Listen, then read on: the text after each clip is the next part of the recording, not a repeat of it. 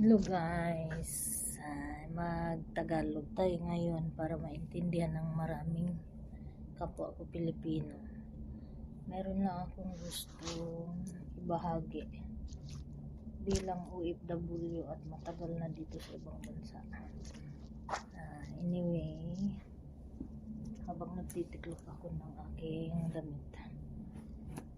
Anyway, bago ako naging OFW, ilang taon din akong nagtrabaho sa Pinas, lalo na sa Manila. Kasi nag-umpisa ako magtrabaho sa Pinas 14 years old lang ako hanggang edad ko 32. Kasi 32 years old ako nung nagpunta dito sa UAE. Alam mo, mga higit 17 years na akong OFW, pero wala akong nabili kahit maliit na sukat na lupa sa Pinas. Maliit na lote na mapagtayuan man lang ng maliit na kubo, wala akong nabili, wala akong naipundar. Paano kasi nung medyo kabataan ko pa, magalit man yung mga kapatid kong umaasa sa akin at laging dumadaing. Yung kabataan ko pa, malakas pa katawan ko, hindi ako nag-isip mag-ipon kasi iniisip ko kaya ko pa naman kumita dahil kaya ko magtrabaho. Puro tulong, bigay dito, bigay doon. Pagka nagbigay ka, kasi marami akong mga kapatid, pamangkin, pag nagbigay ka sa isa, magsisilos yung iba, so kailangan lahat yun bibigyan mo hanggang sa wala nang matira sa'yo. Ang matira sa'yo, resibo. Alam mo, nung nag-umpisa na lumabo yung mata ko, nagkaroon na ako ng high blood, kung ano-ano ng sakit na dumadapo sa katawan ko, lalo na nung mag-40 na edad ko, doon ko na-realize hindi pwedeng laging ganun. Tsaka alam mo yung pagod ka na rin magtrabaho sa loob ng, biruin mo, ilang taon na ako nag-umpisa akong magtrabaho, 14 years old. Ngayon ilang taon na ako, mga higit 30 years na akong namamasukan. Alam mo, nakakapagod na. Nung tumuntong ako sa edad na 40, nag-ano na ako na parang nag-umpisa ng malabo ng mata ko, tapos nagiging malimutin na, tapos may high blood na. Doon ko na-realize na kailangan kong paghandaan yung aking pagtanda, lalo na wala akong pamilyang maasahan. Pag tumanda ako, wala naman akong sariling pamilya, walang asawa, walang anak, wala akong matakbuhan, sarili ko lang. Paano pag dumating yung time na hindi ko na kayang magtrabaho at wala na akong sasahurin, saan ako pupulutin at kanino ako tatakbo hihingi na tulong? Kaya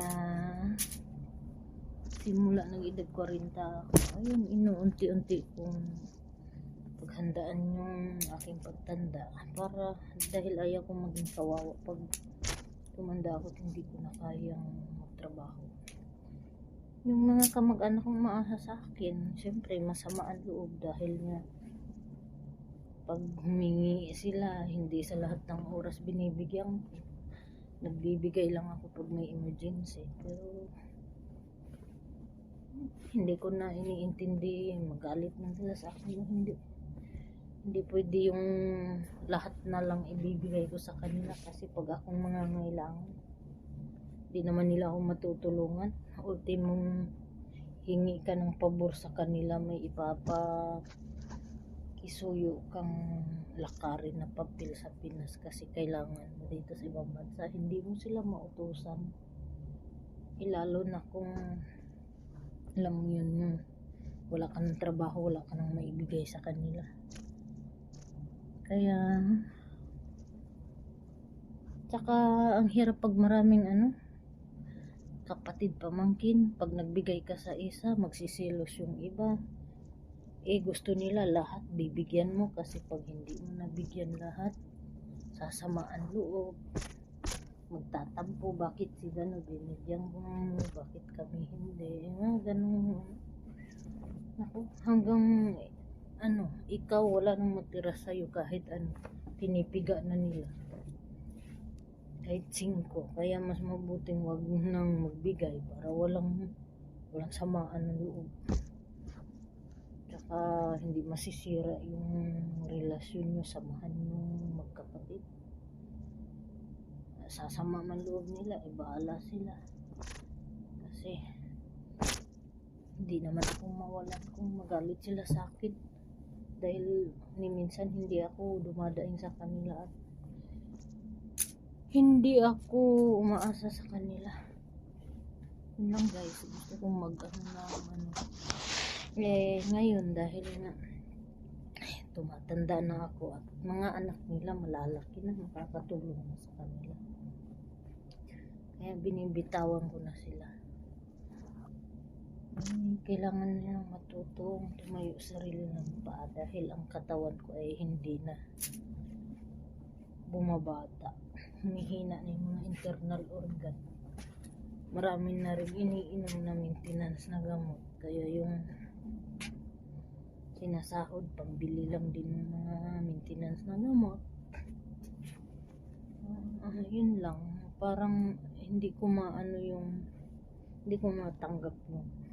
Kaya hindi tayo umaasinso, dahil alam mo yung sinasabi nilang breadwinner, iisa ka lang magtatrabaho, ang dami umaasa sa'yo.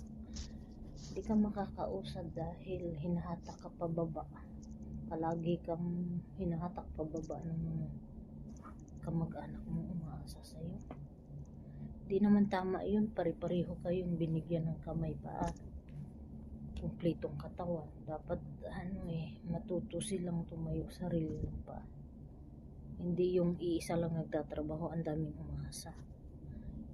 Paano yung pag nagkaroon ng sakit yung inaasahan nila, di lahat mamatay ng dilat sa gutom. Yun lang guys, sana may matutunan yung mga ibang OFW na paghandaan din nila yung kanilang pagtanda. Hindi yung puro ubos sa pamilya padala, kasi hindi natin hawak yung bukas kung anong mangyari sa kinabukasan. Bye guys, masayang araw ng linggo. Although namiss kong magkaroon ng banding sa pamilya, kaso lang pagka puro daing at problema naririnig na, natutuyuan ka na, nauubos yung lakas mo. Yun lang guys, bye.